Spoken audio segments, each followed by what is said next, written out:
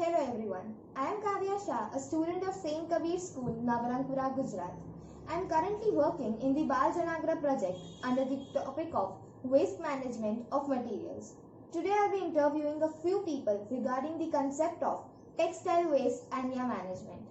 Let me introduce you to Tia Mehta, a well-aware citizen of textile waste and their management. Hello everyone, and thank you Kavya for inviting me for this intriguing discussion on the topic of textile waste management. This topic may not seem to be much pondered about, but let me tell you that across India, 1 million ton textile waste is generated. Now that's an enormous amount. Apparently, it is just following the rule, the more the production, the more the waste. Oh yes, and that's why the textile industry is the second most polluting industry. With its global production of clothing and consumption has been increased in past 50 years. That means people need to be more conscious about their habit of managing their textile waste. But I've heard that textiles are biodegradable. Yes, you are absolutely right. Textiles are biodegradable. But still, I feel that it is not always equitable to let the waste lie on the earth till 100 or even more years. They cover up the land and make our Mother Earth filthy.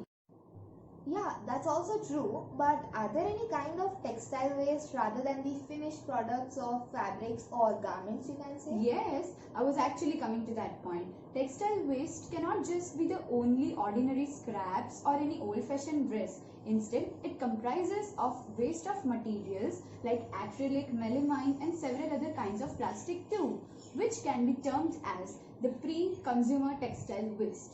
They can be generated during the process of weaving, spinning, knitting, dyeing, etc. Can you brief us about textile waste management also? Apparently, there are two ways to manage the wastes.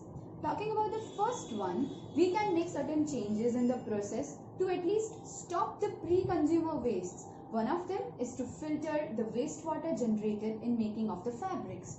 Moreover, the harmful gases that are emitted into the atmosphere can be terminated by using genuine ways to suppress the dust and avoid making it reach the air limits. Moreover, we can always use the 5R policy, that is, the reduce, reuse, recycle, recover and refuse. All these was the part where industries had to manage their waste, and also the government needs to have some strict rules and regulations. Okay, so is there any way where commoners like us can contribute to the escalating amount of waste? Needless to say, there is a way where you can get a chance to show your humanity too. You can always donate your all worn out garments to the beggars or underprivileged people through the help of organizations that can take you out to them and extend a hand of sympathy. Oh yes, how can I forget that? Let us also do small things with great love. Coming to the topic, if I am not wrong, nowadays some companies have started promoting rent clothing where you can take a heavy dress for a few days and thereafter you can return that dress and get the refund too. Yes, everyone should start practicing this method. This reminds me of a best from waste idea. I had taken part in a competition, I think almost 2 years back, where we were asked to make a new brand item from any tattered garment, and I prepared a sling bag out of a shabby pair of jeans. That's so pleasing to hear. Can you please show the sling bag you'd made? That would set out to be an ideal for the people and me too. Okay, if you insist, then here it is. Wow, that's so impressive. I really appreciate this practice and I guess people should invest their artistry in such things. In addition to that, let me introduce you to the Queen of Waste, Professor Veena Sahajwala, who currently works for recycling textiles into building materials in Sydney. She is a native of India and grew up in Mumbai.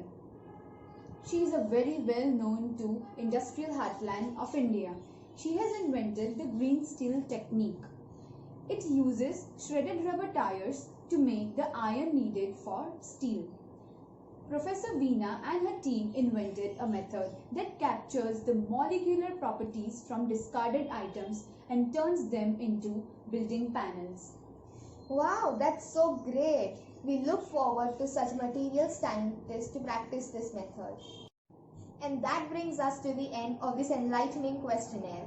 So thank you very much, Tia, for your precious time and making us aware about the threat caused due to textile waste and for giving us relevant and valuable information.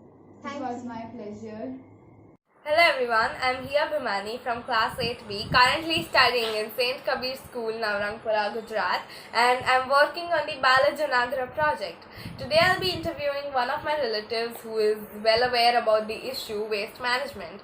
I'll mainly be focusing on the subtopic biomedical waste. Hello everyone, I'd like to thank Hiya for inviting me over and I'm looking forward to share some really informative things about biomedical waste. So let's begin. Sure, but before beginning, I would like to tell you all about biomedical waste. Basically, biomedical waste is related to medical or laboratory origin, for instance, infusion kits, injections, bandages, and there's quite a lot in the list. Now, let's start. Here's my first question. Please tell us about how and where this biomedical waste is generated. So, biomedical waste is generated from medical activities such as diagnosis, treatment of several diseases, etc. Mainly it is produced from hospitals, research laboratories, nursing homes and funeral homes. In an easy manner, let's just use the term clinical waste. Okay, so now I guess we have come to know much about clinical waste and its production. Moving on, can you please brief us out about how clinical waste affects us? Okay, so disposal of the clinical waste is actually biohazardous and it can also lead to an infectious disease if there is much exposure of the body to the clinical waste. Well, there's not much to worry about the infection from this clinical waste, as common public like us are less likely to get affected by it. The doctors, nurses and janitorial workers actually have a potentially high risk of getting infected and it is really becoming a problem these days. And the amount of medical supplies is rapidly increasing as the world is suffering from COVID-19, as we are all aware. Yes, absolutely. So, according to you, what can be done to carry out proper management of clinical waste? See, talking about reducing the amount of medical waste is quite a challenge, as we cannot use the same injection, for instance, as two people, as it is extremely risky. But we shall not lose hope. And actually, there's a way to contribute towards it. Management. Most of you might not be knowing about this, but the biomedical waste is actually segregated into four colored different bins. The anatomical waste, bandages, expired medicines, and the dressing material is meant to be thrown in the yellow dustbin. Then the PPE kits, masks, gloves, IV tubes, etc. is meant to be thrown in the red dustbin. Fun fact, the materials that are disposed of in the red dustbin are actually sent for recycling and that plays a major role in clinical waste management. All the glassware and metallic body implants it's meant to be disposed of in the blue dustbin. Syringes, needles, scalpels and other sharp materials are disposed of in the white dustbin. Okay, so now that's indeed a very informative thing for us, people like us who did not have any idea, to be honest, about this. Yes, so according to me, proper disposal of these wastes is very important in order to manage biomedical waste properly and preventing any further infection. Also, I think that every syringe or medical supply should always be sterilized before injecting it into the patient's body. That's actually my point of view and my way of suggesting a solution to it, as many a times there are news flashing over the internet about the careless attitude of the hospitals towards the medical supplies that they use, and I think that the staff should be extremely careful while dealing with it, as they are under high risks too of getting affected by the biomedical waste. Yeah, that's absolutely true, and I would like to thank you so much for giving your time and providing us with this informative interview. We are glad to learn about the new solutions to the biomedical waste management. Thank Alright. you. Thank you.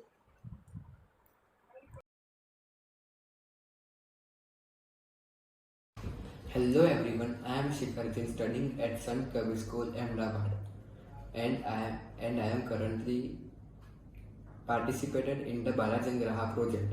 Today I will be interviewing one of my family members, Mr. Ronald Shah, Hi. and I will be mainly focusing on the topic e-waste. So, shall we start? Yeah, why not? Okay, great. So my first question is, what do you know about e-waste? Oh, yeah, good question. So, e-waste is a popular informal name for electronic products nearing the end of their useful life. Computers, televisions, VCRs, stereos, copiers, and fax machines are common electronic products. Many of these products can be reused, refurbished, or recycled. Can you briefly describe the effects caused by e-waste? When e-waste is disposed of at the landfill, it's usually burned by incinerators on site. This process can release hydrocarbons into the atmosphere, which pollutes the air that many animals and humans rely on.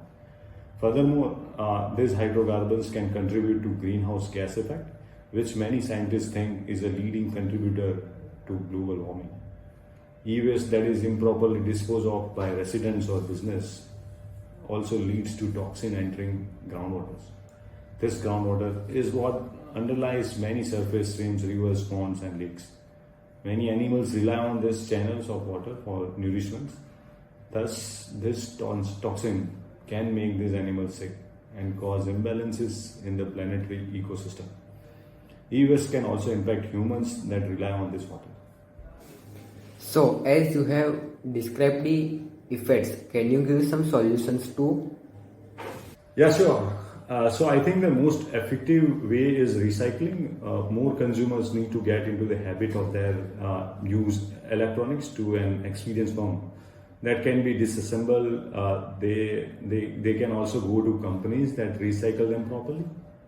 The second most important thing is to educate people about how to recycle e-waste. It is important to be vocal with others to note that out of concern for your environment, first you should get adopted to the practice of recycling each device. And the final one is to teach. Spread the message to teachers, family members, neighbors, and our future leaders that are our children. What do you expect from government that what they should do to resolve this problem? Well, I request them to make recycling center to recycle not only e-waste but many other types of waste too. They should spread awareness in the schools and colleges as they are the future leaders, as I said earlier. But with the government, I expect changes in the companies too, which made these devices to recycle properly. Because sometimes we give them to recycle, but instead of recycling the item, they burn it to extract items like gold, copper, etc. So, this is my last question. Do you think in the quest of building our future better, a technology is playing a big part, as every day new devices are coming with new technologies and new hazardous items? Yes, you are absolutely right.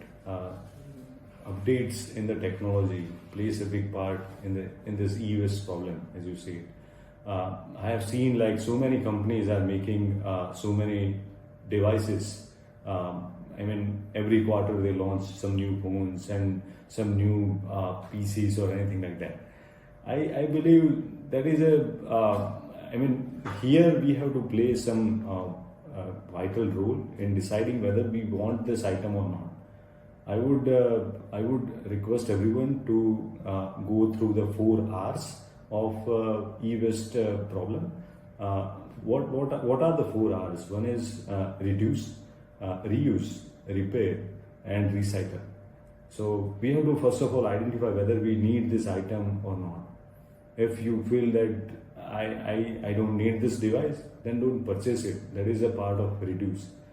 And I have seen, whenever any new phone gets launched, everybody wants to buy that particular device, and that is ultimately adding the burden on the e-waste, if that makes sense.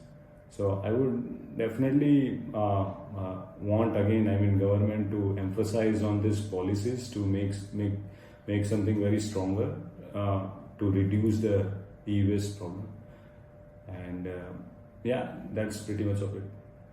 So we'll wrap this up here. Thanks for your precious time and answering to my question. My pleasure, Sikar, always.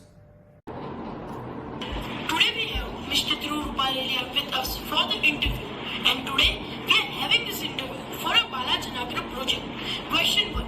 As per you, what is industrial waste? The waste materials generated by the industries or the industrial processes is called industrial waste. It includes chemicals, trash, solvent, dirt, and other many harmful gases. Question 2.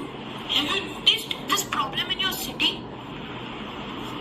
Yes, of course. As you see, Ahmedabad is the 7th largest city in India and has a population of around 90 lakhs. So it is obvious to have industrial waste problem in the city. Yes. And question 3. What are the effects of industrial waste? Industrial waste is very harmful for us and also for our environment and even for the living beings like us, animals, etc. So first point, liquid industrial waste which is thrown in the seas is at an dangerous level for the marine ecosystems. Second, industries release many harmful gases such as carbon dioxide, sulfur dioxide, nitrogen oxide, etc. which cause air pollution. Third, in industrial waste, water nitrates and phosphates are there which often causes eutrophication. Generally, air around industries is highly polluted which can cause skin infection, lung infection, eye infection, throat infection, etc. It is one of the main causes of global warming too. Industrial wastewater destroys useful bacteria and other microorganisms present in the soil. Some industries cause sound pollution as well. Okay. Question 4. What do you think? Is the public aware of this problem? According to me, many companies are taking initiative to get the public aware with this problem, and even government is also trying to do so. How do you think the companies are trying to aware the people of this problem? Some companies goes to schools for awareness and they give activities for that and they share this all with the parents. Then parents share with someone else and so the cycle continues and people come to know about it. Many advertisements come on television for awareness of industrial waste. If we all have seen such advertisements. Rallies roam around with charts to let the people know what it is for. And still there are many initiatives going on by the government. So this will bring change in the near future. And through the last question, how to manage the industrial waste? According to me, there are different procedures and methods through which we can manage industrial waste. But some basic steps involved in all processes are the same, as those basic steps are as follows. First, analysis or segregation. Second, collection. Third, recovery. Fourth, recycling. And fifth, disposal. So now I would like to brief on all of the topics. First, analysis or segregation. Industrial waste is segregated or analyzed and some biodegradable waste is over-recyclable material are kept separately. Industries should segregate waste materials in different categories such as biodegradable, non-biodegradable and hazardous waste, etc. Second, collection and transportation industrial waste must be collected and transported to waste management plants. Recovery in waste management plants, recovery should be done. It means useful material should be recovered from industrial waste during treatment in waste management plants.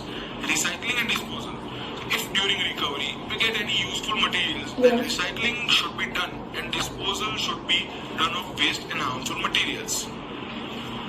Okay, so with this, I end my interview and thank you, Dhruv Ruparelia, for your precious time. Thank you.